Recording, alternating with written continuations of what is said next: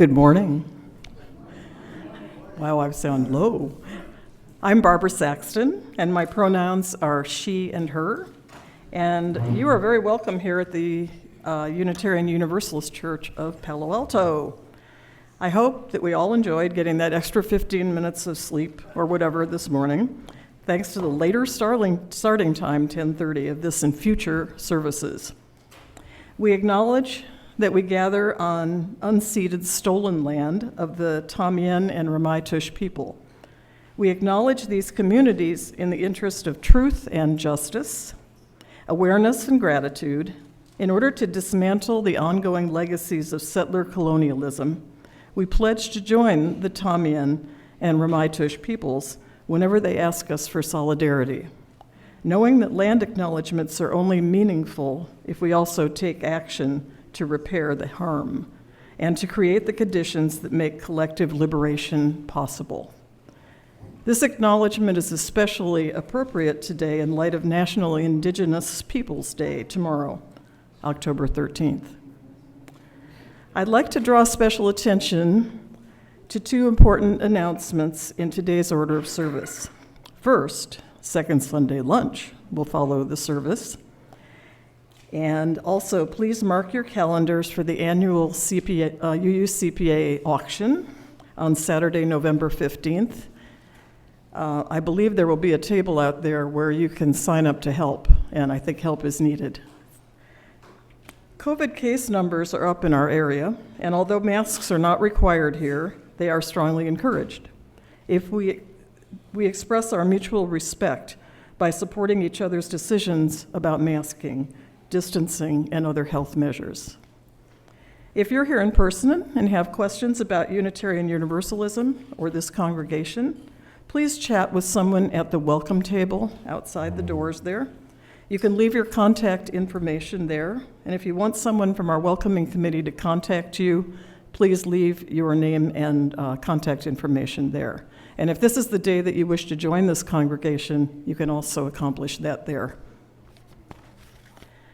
I now invite you to center yourself in your chair, take a couple of deep breaths, let your forehead relax, shoulders drop, midsection soften. Let any mental chatter subside. Breathe again, and as mindfulness practice advises, be totally present to this moment. We gather, our different paths entwined, to deepen our spiritual lives, nourishing connection, learning from each other, caring for each other, tending to our world.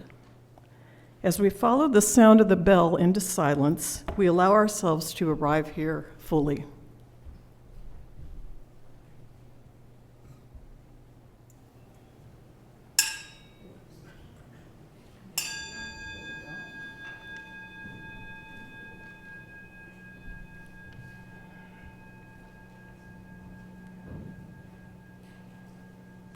And now, let us begin our service.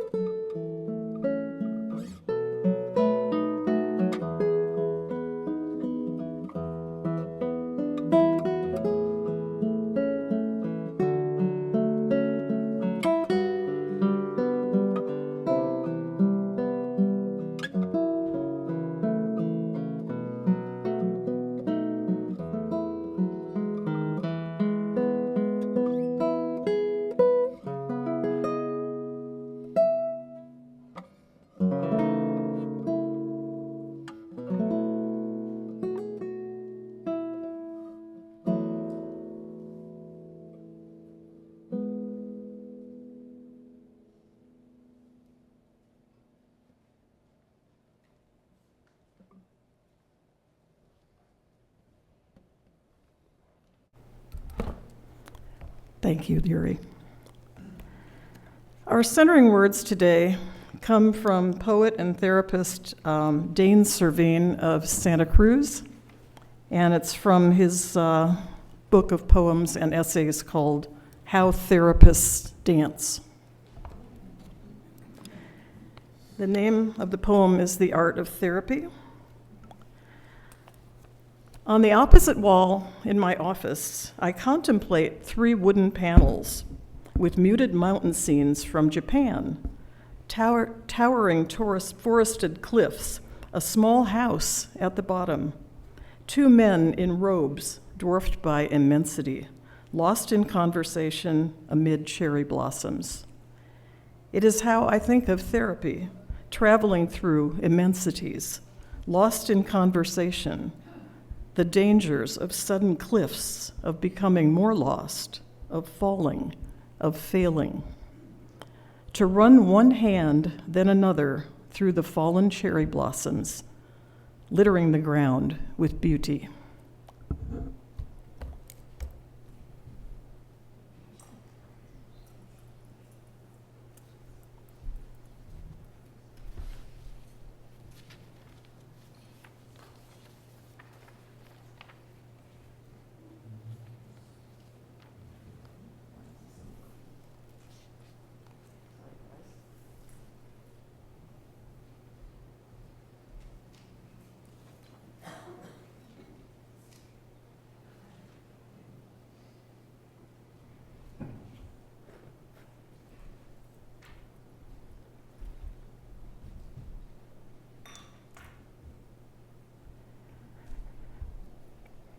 Now, if you will, rise in joy and spirit to sing Every Night and Every Morn, which is number 17 in the gray hymnal.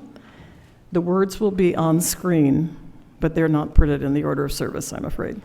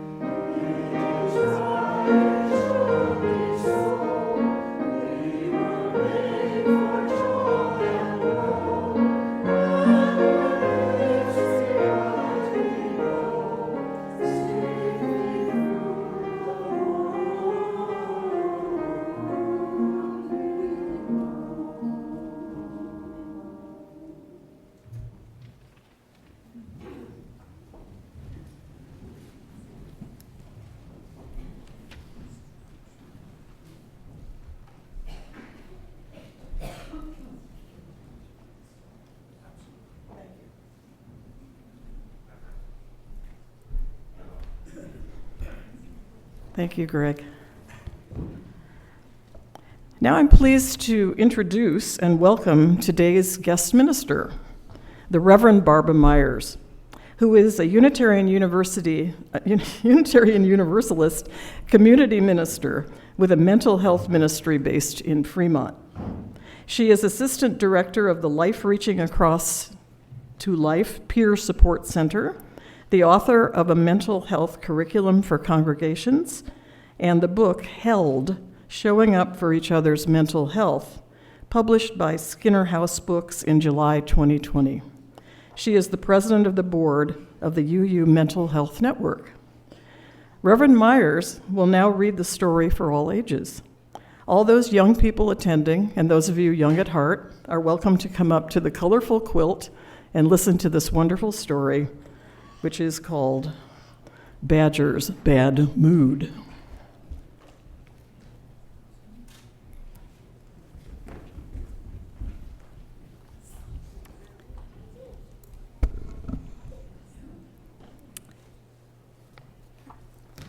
Okay, welcome up front. So we're going to listen to this story called Badger's Bad Mood. So the next slide. Bat was trying to deliver Badger's mail, and now he brought news. Badger was in a bad mood. But Badger's never in a bad mood, said Field Mouse. He is now, said Bat. He just sits there staring. Speak to him. He almost snaps your head off. I'll go see him, said Mole. So Mole, Squirrel, and Rabbit went to see Badger. He was sitting in his chair in the gloom, his face like a dark cloud. Now, Badger, fussed Squirrel. This won't do at all. She switched on the light. Turn off that light, snapped Badger, and leave me be.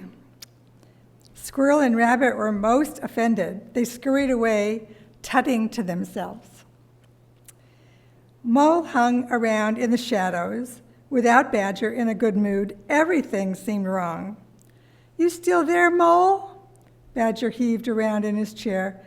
I'm sorry about this. Expect I'll get over it, but right now I'm just no good. I'm no good for anything. Don't worry, said Mole. We'll just wait.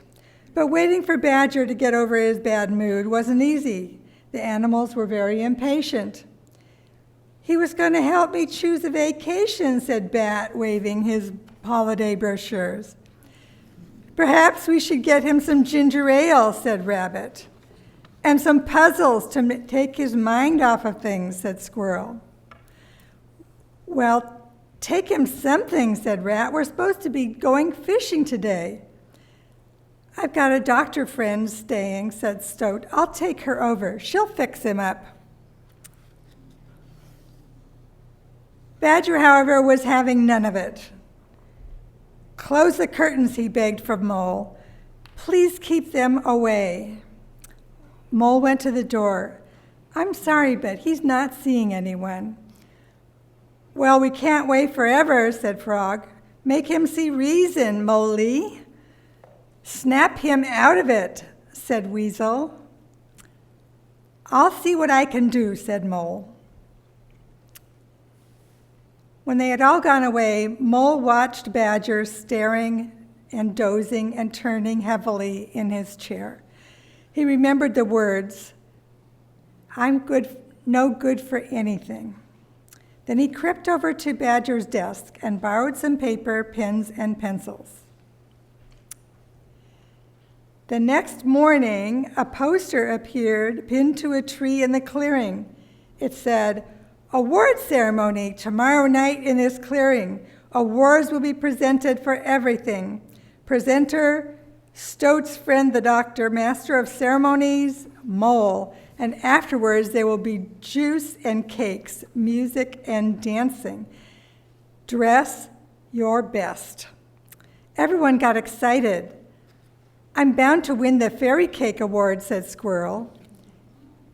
Maybe I'll win slow dancing, said Miss Snail. They spent the rest of the day wondering who was going to win what and working on what they were going to wear. Meanwhile, Mole went to see Badger. You have to come, of course. A little bird tells me you may be getting something. Badger's eyes moved sharply for the first time in days. Really? His voice had some edge to it, some color. Suppose my tuxedo needs a press. You wouldn't help me with that, would you, Mole? Mole helped Badger press his suit and waistcoat. Then he went home to press his own, not to mention prepare some speeches, write some certificates, order the juice and cakes, book the musicians, and set up the clearing. Mo is a busy guy. Whose idea was this anyway? He kept saying to himself. I'll never be ready. But somehow, by the time everyone started arriving for the ceremony, he was ready. He showed Stoat's doctor friend to the podium. Then out of the corner of his eye, he saw Badger slipping in at the back. Well, that's a relief, he sighed. Excuse me, said the doctor. Nothing, said Mole. Let's begin. The first award did go to Squirrel for fairy cakes, and Miss Snail did get the win for slow dancing. Frog won for best hopping, most gallant courting. Stoat won for swimming, Easel for wiliness, Field Mouse for scurrying, Hedgehog for eating the most potato chips at one sitting, Rat for reading, Rabbit for first aid, and Bat for most musical accordion playing. And now, announced Mole, we come to the last section. He cleared his throat. The award for always knowing the best way through the woods goes to, and there was an expectant hush, Badger. The clapping and cheering was deafening. When it had died down, Mole cleared his throat. And to save yourself a trip back to your seat, the award for always knowing what to do in a crisis, Badger. Mole waited for the applause to fade. And the award for always being there for others, Badger.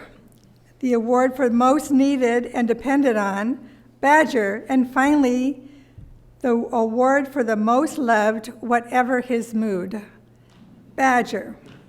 The crowd rose, clapping and calling, bravo, bravo. Badger blushed and bowed and bowed and blushed and fumbled with his certificates. Oh my, he whispered to Mole, this is too much. No more than what you deserve, said Mole. And tell me, said Badger, as he and Mole took a moment together after the ceremony, whose idea was all of this? Mole blinked slowly. Well, said Badger, whoever it was deserves a medal, 2 medals, because you know, now and again everyone needs to hear how much they're loved, interjected Badger. And appreciated, bowed Badger. You said it, sighed Mole, giving Badger a hug. Then he stepped onto the dance floor and made his happiest announcement yet. Okay, everyone, Badger's back. Let's dance. And they danced and celebrated and hugged each other and remembered to tell each other how much they appreciated each other, because who knows who will need their love and appreciation next. The end. So then you follow Gregory out. Like, so, okay.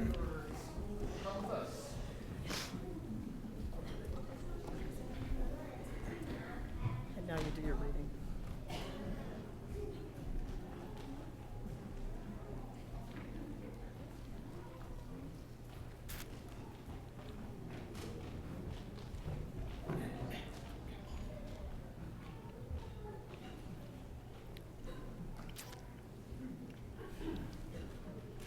Okay. The reading today is an excerpt from my book, Held, and it's actually a story that was originally told to me by the Reverend Mark Morrison Reed, who he was co-minister with his wife, Donna Morrison Reed, in a church in Toronto, Canada, for many years. Nate was maybe in his 30s. He would sit in the front row, rubbing his legs, rocking back and forth during the worship service. He was a bit awkward, his voice loud, and from time to time he would disappear. One day, Donna, that's his wife and co-minister, and I were at a bridge party with the senior members of the congregation. They were mostly in their 80s, and we gathered in a nice suburban apartment. There were plenty of appetizers, serious card playing, and some light conversation until the host said, "I don't know how you put up with that young man fidgeting around through the service. It's terrible." What happened next left me stunned. One octogenarian said, "You do know it's his medication that makes him do that." A retired public nurse told us she had spoken to him and knew what had been bothering him. A former university president said, "I was once institutionalized." And someone else said, "My son has bouts like that." Neither Donna nor I said a word. My amazement turned to pride, and I knew why Nate kept coming to church. It was not about sermons, whether scholarly or entertaining. It was not about universalism or the professed belief in a loving God. It was our lived theology, God made manifest in the love that surrounded that young man.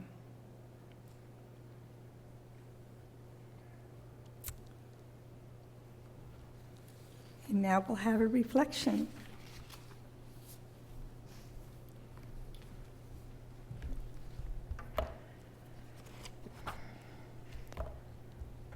When I decide whether to sign up to be the worship associate for a given service, I check my calendar to make sure I'm available and have time to write a reflection and also meet with the worship leader to plan the service.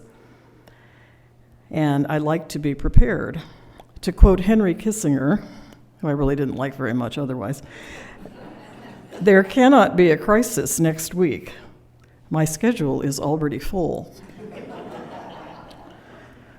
I also peek at the worship leader's theme or focus for the sermon and make sure that I possess the wherewithal and life experience to write a personal reflection that aligns with their overall topic. Quite a while ago, when I signed up for today's service, Peter was listed as leader and the focus was TBA. Those of you who might have heard my most recent reflections know that I've drawn heavily from both my somewhat rotten childhood and problems in later life that stemmed from not dealing with said rotten childhood. Know that maybe I'd hoped my comments this time would be a bit more upbeat. But it turns out that I signed up for Mental Health Week. Oh well, and I've sometimes introduced poetry readings with the amended quotation from the movie Love Story. Growing up in an alcoholic household means never running out of material. For many years, I perfected the art of hiding my depression and anxiety behind a mask of humor, often the sarcastic variety, and bravado. I still do that today to an extent, which could be the reason why some of you, my beloved fellow congregants, have come up to me after services or at Second Sunday lunch to voice amazement that someone who projects a seemingly together and sane persona could actually be so crazy and depressed. Well, maybe those weren't your exact words, but they come pretty close. Other comments I like somewhat better were thanking me for sharing information about my dysfunctional family situations and interactions because they could recognize them from their own experience. That kind of empathetic response is frankly why I decided to go out on a limb and share. Unitarian Universalist religious practice, with its emphasis on love and acceptance, should optimally provide fertile ground for showing up for others' mental health. That being said, in the case of my youthful church hopping that I described in a previous reflection, I was fortunate that members of more traditional Christian houses of worship I visited in my childhood were not hell-bent on analyzing or, worse yet, trying to show up for me and my family issues. I mean, child services might have been called, and I could have wound up in a series of foster homes. There are certainly right and wrong ways to show up for someone with problems. I've had two main, that is, relatively long-lasting careers in my life. First as a financial representative and stock and bond trader, and then as a teacher in middle and high school English classes. In neither of these jobs, especially the former, was I particularly tempted to share innermost thoughts and feelings. No client really wants an investment advisor who starts to weep uncontrollably because for far too many years no one cared about her personal or future financial well-being while suggesting content and allocations for their living trust. Similarly, as a teacher, I skated a fine line between genuine caring and compassion for my students and making them privy to many details about my past and present life. During my years in those professions, I depended on therapists and to some extent really close friends to help me peel the onion of hurt and abuse and get me to accept, somewhat grudgingly, that I was, for the most part, not to blame.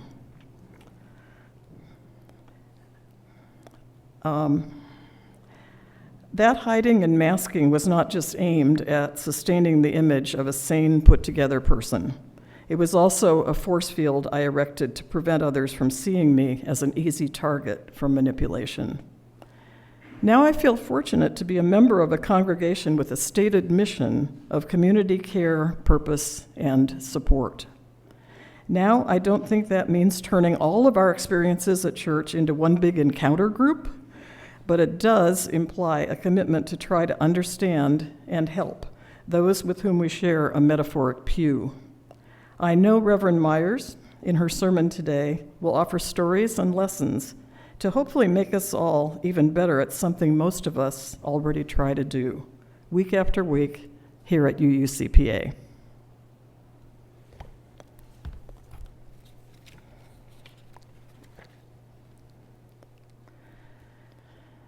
We now further honor all that was shared and anything in our hearts left unsaid by lifting these up in prayerful song. Please rise in body or spirit and sing just the first verse of hymn number 15 in the gray hymnal, The Lone Wild Bird. The lyrics will be on screen.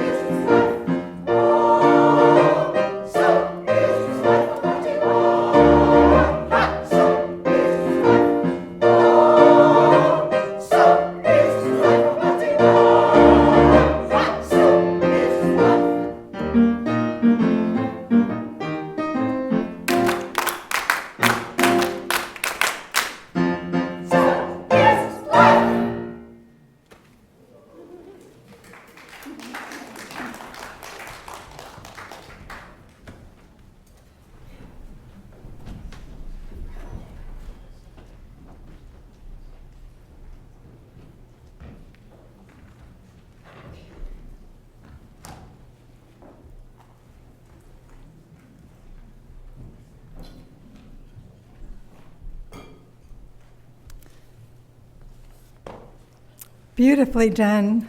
No, thank you. Okay. For the sermon today, I'm going to be talking about the lessons that I wrote about in my book, Held, Showing Up for Each Other's Mental Health. It's published by Skinner House Books, which is a UU internal publishing company in 2020. So next slide. I'll start with a story. This has actually happened in my own congregation. There was a family who had a daughter who had a severe mental health difficulty and was being hospitalized in a psychiatric ward in a nearby hospital. And she and her husband every evening would, after they came home from work, they would go and visit their daughter in the psychiatric ward. And then one day, they got a call from somebody in the congregation saying someone else in the congregation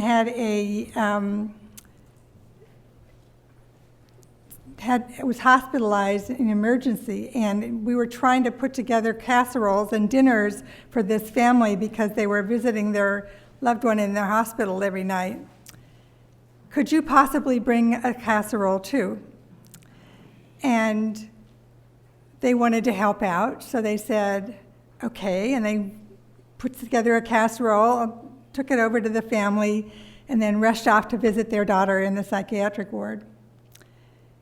And on the way home, the woman said to herself, wait a minute, we have a member in the hospital too.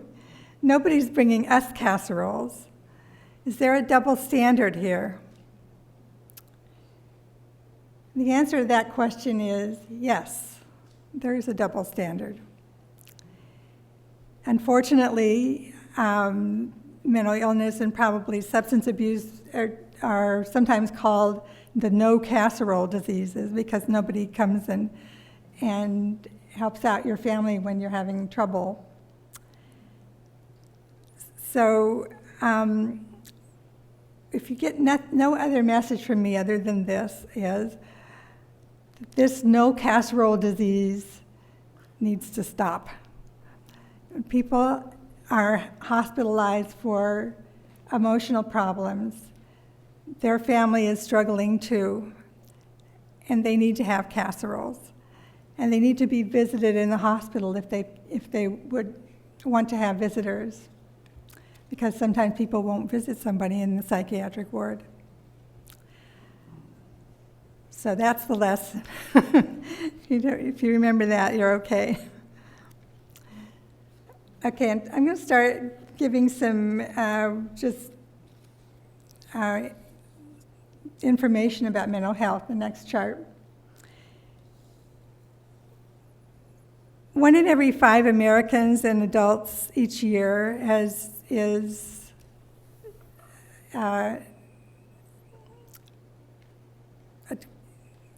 receives a mental health diagnosis.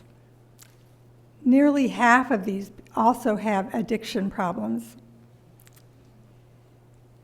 And it's been worse since the pandemic. In fact, I heard the latest statistic I saw was 1 in 4. So that's changed since I first wrote the book.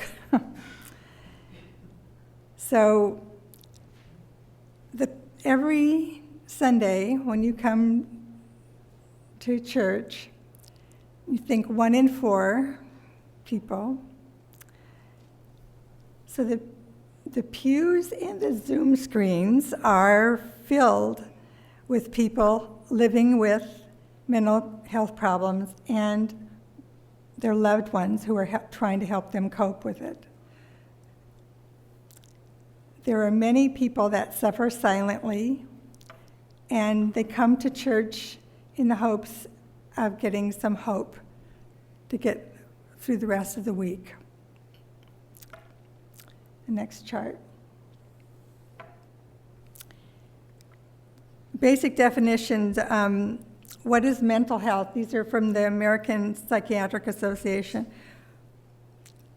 Mental health is a successful performance of mental function, resulting in productive activities, fulfilling relationships with other people, and the ability to adapt to change and cope with adversity. So, productive activities, relationships, and being able to cope with adversity. What is mental disorder? A mental disorder is a behavioral syndrome creating impairment or distress in thinking, mood, or behavior that has been diagnosed by a mental health professional. So distress in thinking, mood, or behavior. It doesn't mean somebody's just odd, it just means something that's causing distress. And I also want to make the point that mental health, there is a continuum. It isn't like everybody is either mentally well, has good mental health, or they have a mental health disorder. There's a continuum that we live our lives on. Sometimes we're in one side or the other. So it's not a specific thing that's true for everybody. So next chart. Recovery from mental health. So what does it mean to be recovered? It's a process of change in which people improve their mental health and wellness. They live a self-directed life, and they strive to live to their full potential. And I want you to notice that it's not necessarily the absence of symptoms or the absence of need for medications. People can have symptoms and medications, but they can be in recovery from mental health. I know this very personally. So the next chart. When my daughter was born in 1978, yes, that was 47 years ago, I had a severe postpartum depression, and I was suicidal. I was hospitalized because of that and spent some time in the psychiatric ward, an experience which I found very disturbing, and felt like I was a damaged human being after that. For many years, I was one of the lucky ones where the medication helped me, and I was able to go back to my job. My first career before I was a minister, I was a software engineer, and I worked for IBM Corporation. So I went back to my job as a computer software engineer. I was even a manager for a while. IBM was a great company to work for. But inside, I was miserable and felt a lot of shame for what had happened to me. After a number of years, I finally decided I not want to live my life like this anymore. I don't want to be so incredibly miserable inside. So I went back to my psychiatrist, the same guy helped me in the hospital, and I told him that I was willing to make any change in my life. I just needed to understand what it was I needed to do so I wouldn't be so incredibly unhappy all the time. And so I started meeting with him regularly. And at one point, he asked me, "What are you doing for yourself spiritually?" And I said nothing, because I grew up as in a Christian household and went to church every Sunday, and I was in youth group, but after college, I just stopped going. And he said, "Would you like for me to teach you how to meditate?" And when he asked me that question, I thought, what? You gotta be kidding me. Sitting around doing nothing, how is that gonna help anything? because I was one of these people who wanted to do something, and do more things to get better.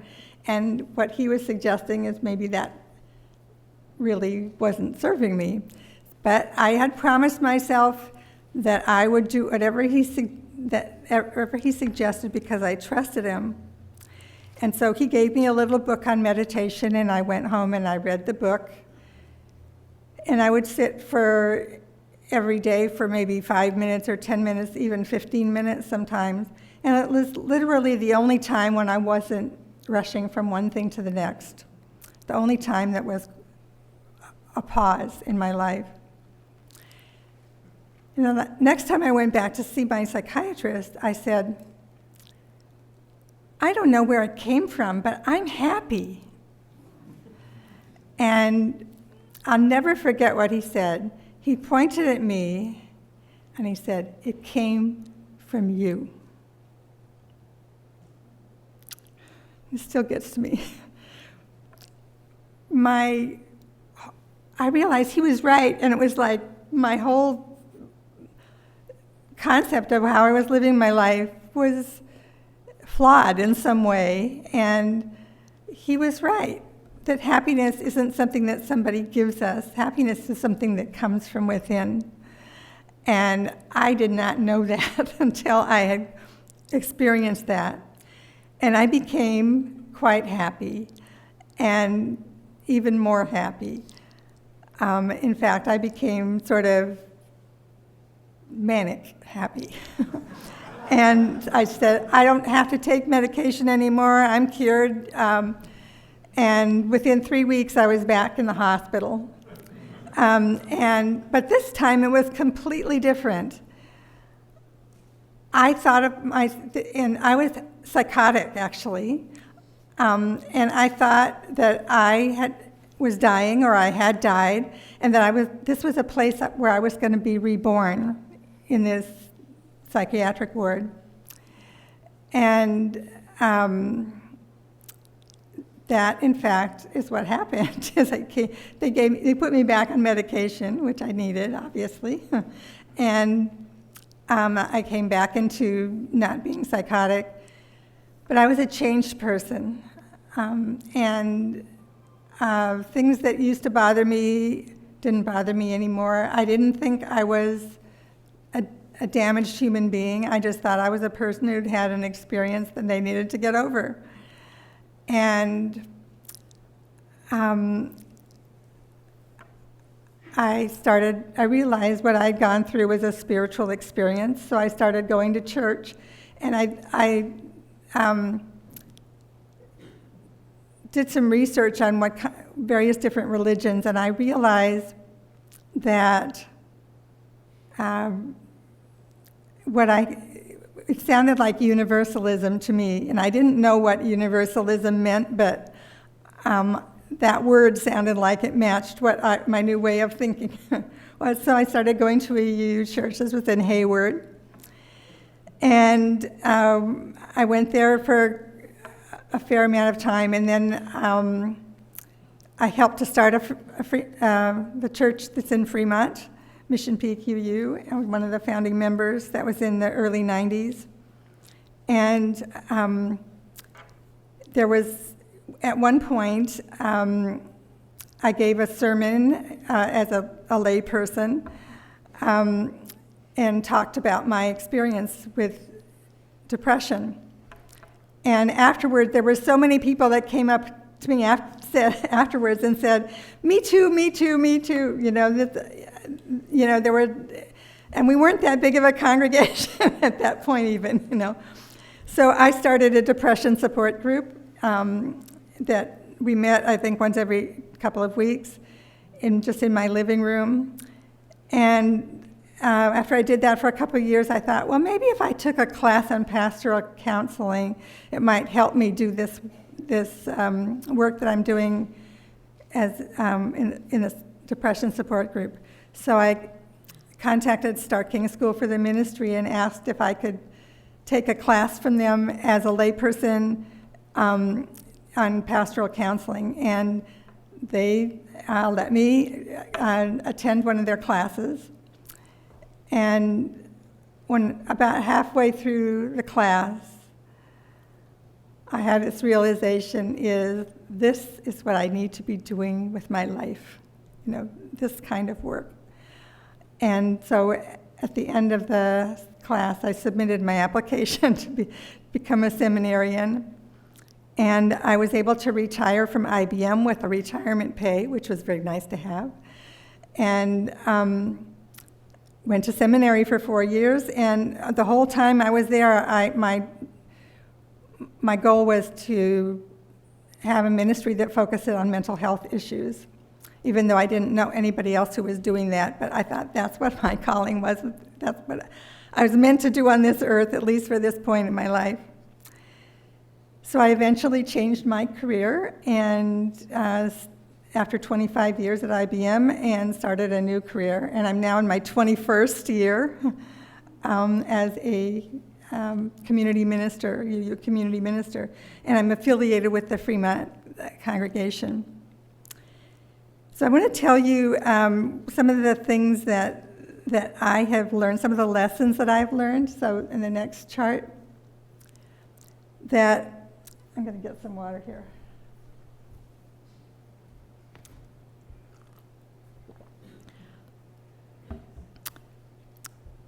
Healing from a mental health problem isn't just taking some pills and going on with the rest of your life the way you've been doing before. It's looking at the whole person. What's happening with you not only emotionally, but what's happening with you spiritually. Certainly a big piece of what happened to me. What are you doing with your life intellectually? Are you learning anything new? What are you doing with yourself physically? Taking care of your body, exercising, eating good food? What are you doing with yourself environmentally? So where do you live? Are you able to get out in nature at some point? What about your financial situation? Do you have enough to be able to support yourself the way that you need to be? What about occupational? What are you doing? What are you doing with your life? Are you doing something with your life that you're proud of? And that doesn't mean that it has to be paid work. What are you doing? It could be volunteer work. That's something that you're doing with your life that you feel proud of. How about your social life? Do you have friends? Do you have people over for dinner? Do you interact with people? All of that whole circle that is listed there is what's involved in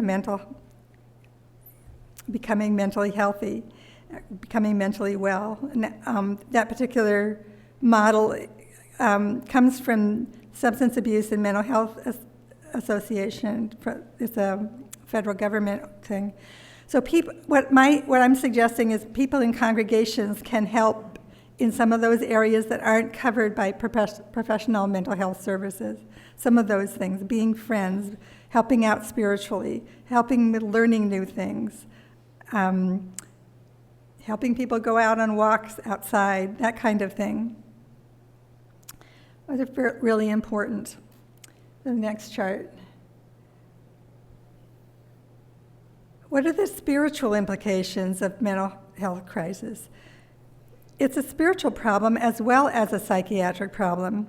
A person may experience existential doubts about their self, what's true, what's meaning, what is love, what about agency in their life, what are they able to do? And it might undermine a faith in the divine and a belief in justice. And in fact, it may also be engagement in spirituality may be something that helps in recovery. So in the next chart, some of the things that I've what I call elements of mental health ministry is developing a spiritual practice. It's helpful to many people with mental health problems. and their family members. In fact, there was a study that was done in which spiritual practice was the number one coping skill that somebody said, what do you do that helps you? And many people said, I pray, I meditate, I play music, I have spiritual direction, I engage in Tai Chi or Qigong or yoga, I do chanting, and there's a whole bunch of other things, of course, that can be counted as spiritual practice. But the number one thing, and you would think that psychiatry, starting with Freud, de-emphasized any kind of spiritual thing, and you would think that it would be amazing that all these years later, that's the number one thing that helps. Okay, next chart. One-on-one support. Hope. Hope is the first step in recovery. And we may need to see hope for somebody before they can see it. So a story from the first time that I was hospitalized in psychiatric ward, I just thought my life was in ruins and I couldn't do anything. I couldn't care for this perfect child, and I had a wonderful family and a good career and all that stuff, and I couldn't cope with it.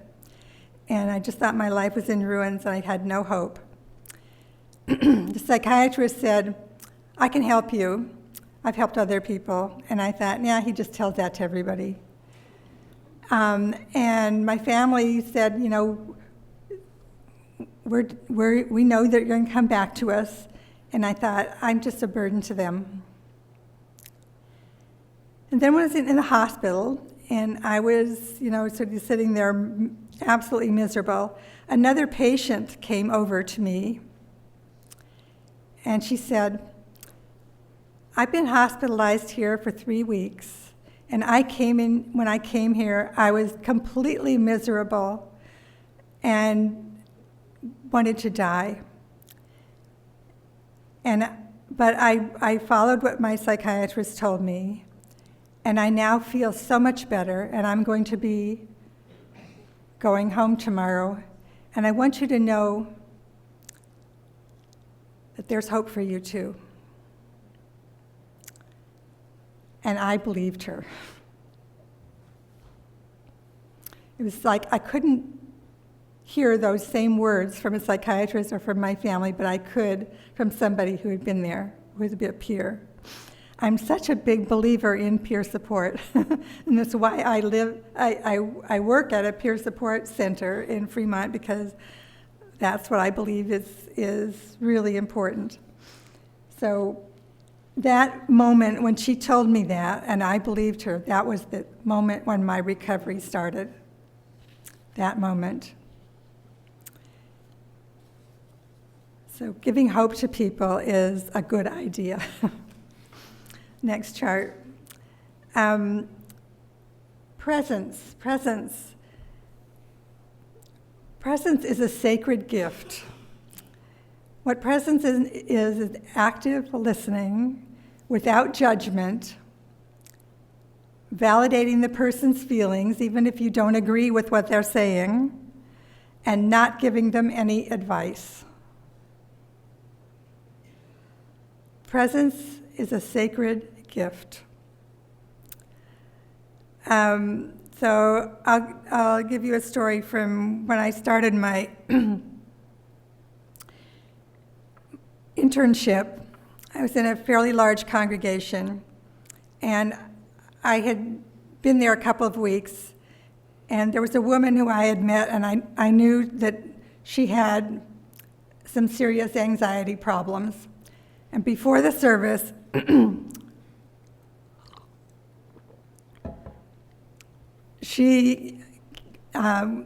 a lot of hustling and bustling, people getting ready for the service.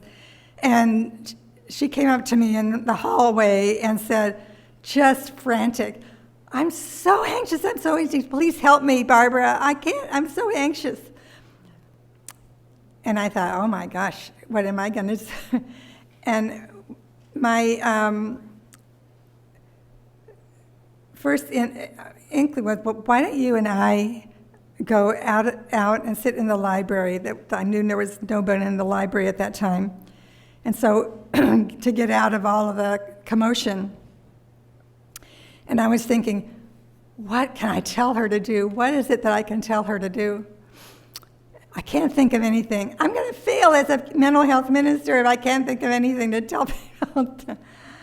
And so we went into the library, closed the door, and I sat down, and I held her hand, and I was thinking, what can I tell her? What can I tell her? I can't think of anything.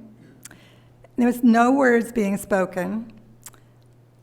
And she finally turned to me after a couple minutes, and she said, I feel so much better just being here with you. What a lesson for me. It wasn't any great thing I was going to tell her to do that was helpful. It was being in the presence of a caring person without me having to tell her anything or tell her that I thought she was wrong and she was going to get better or anything like that. It was just there, being there with her. And that is a lesson that I've learned a number of times. But it is a lesson that I want to suggest to you because you, as a caring person, can be present to someone else. It doesn't take a lot of skill. It just takes a caring heart. On to the next chart. I have discovered in my ministry that I was trying to find stigma busting, things that take away the stigma of mental health, because I think I lived with that when I was so incredibly miserable. I had self-stigma. And one of the things that I have done after I finished speaking is I ask people, as an act of public witness, to rise in body or spirit if they or a loved one of theirs has lived with a mental health problem. Nearly every time I've done this, it's been around 80 to 100% of the people will rise. And they all turn around, look at each other, and can't believe that all those people are living with it. And these are people they've known for years, and they had no idea that they had some problem in themselves or their family. So in coffee hour, people can talk about it, and that's so important, is to be able to tell your story. Okay, next chart. What helps a person, an individual? These are some categories of things. Professional or peer help. Some people do not have a good experience with professional mental health. Many times a peer center can be helpful for them. Taking care of your body, eating, sleeping, exercising, learning how to manage your stress, being aware of your emotions so that if you realize there's a pattern to what's causing anxiety or depression, if there's a pattern to that, recognizing it so maybe you can catch it before it gets really bad. Enriching your life in some way, doing something creative or engaging in creative activities, and engaging with your spirituality. All of those things I have found personally helpful, and other people that I've worked with have too. In the book, there's more detail under each of those that tells examples. Next chart. What if it's your family or your loved ones that are living with mental health problem? Again, professional or peer help. National Alliance on Mental Illness, NAMI, has a program called Family to Family that educates family members of what they can do It's a peer support organization, peer family members. You can learn how to communicate effectively with your loved one and avoid saying things that trigger what's happening with them. You can help them live with their situation, go on walks with them,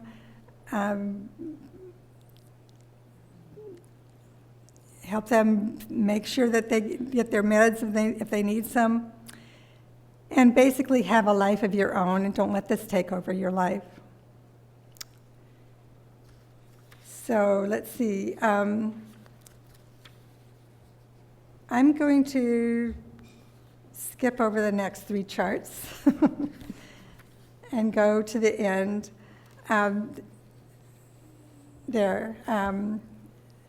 That's a picture of my book.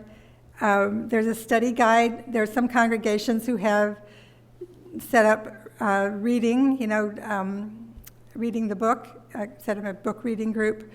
And I've heard that it's been very helpful in some congregations. So whoever your book read committee is, you'll put this on their list maybe for someday. So now, as active public witness to how mental health affects this congregation, I ask you to rise in body or spirit if you or a loved one has lived with a mental health problem. And if you're online, you can write in the chat, yes if you have, and no if you haven't.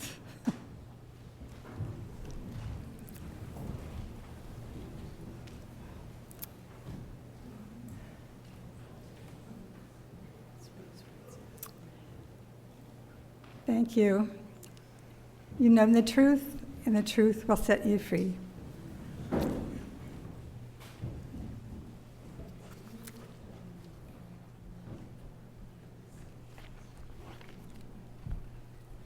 I know I join you all in thanking Reverend Meyers for sharing her personal story and quite a few very, very moving FYIs for us to carry forward. So thank you again. We create this space together through our presence.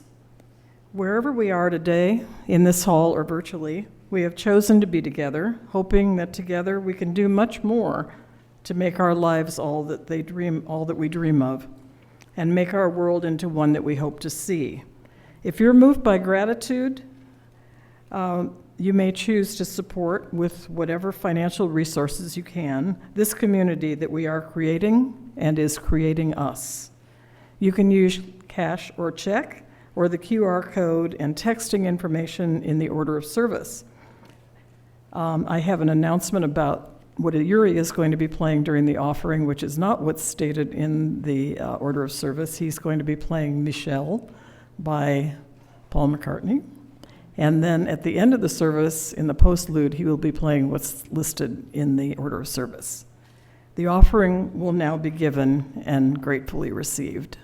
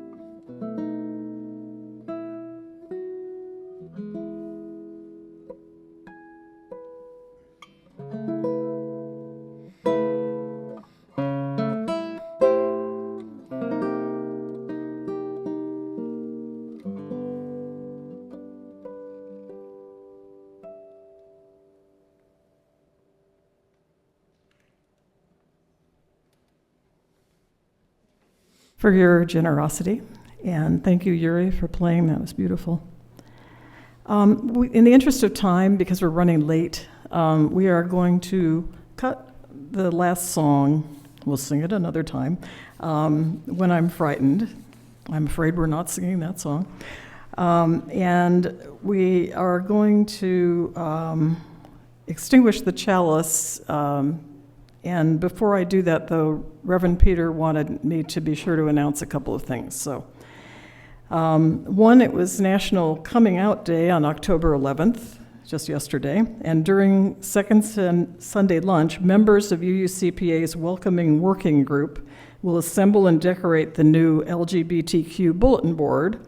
Anyone's welcome to join or just stop by to learn more about that group's efforts to make this congregation an ever more welcoming space. 2, please make room in the Second Sunday lunch line for those folks that are going to the Starting Point newcomer class, which was supposed to begin at 11:30, and maybe it was supposed to start at 11:45, but they need to get their lunches because they're probably going to take them with them to the meeting. So if they identify themselves as such, please let them in. Now we're going to extinguish the chalice together by reciting words from Elizabeth Sell Jones, and those are in your order of service. So you don't have to rise, but if you could read the words with me. We extinguish this flame, but not the light of truth, the warmth of community, or the fire of commitment. Those we carry in our heart until we are together again. And Yuri, would you do the postlude now, please?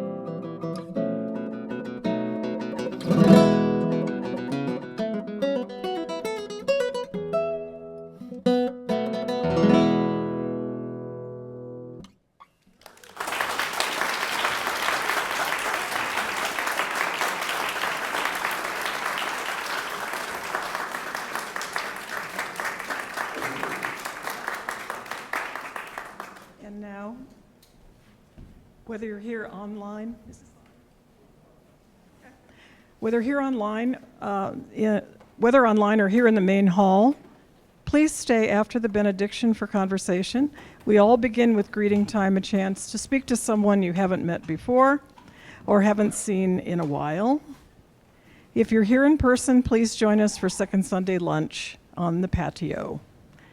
And as always, thanks to everyone involved in today's service, our wonderful guest minister, the Reverend Barbara Meyers, our hardworking worship tech team, guest musician Yuri Libertov, and the UUCPA choir, and all of you. Now, if you're online, please unmute yourself, turn on your video, and touch hands virtually like this. And if you're in the main hall or patio, reach out to hold hands if you and the person next to you are comfortable with that, or to show that you're connected in spirit, cross your hands over your heart while we say our benediction together. Go out into the world in peace, be of good courage, pass to what is good, turn no one evil for evil, strengthen the faint-hearted, support the weak, help the suffering, rejoice in beauty, speak love with word and deed, honor all beings.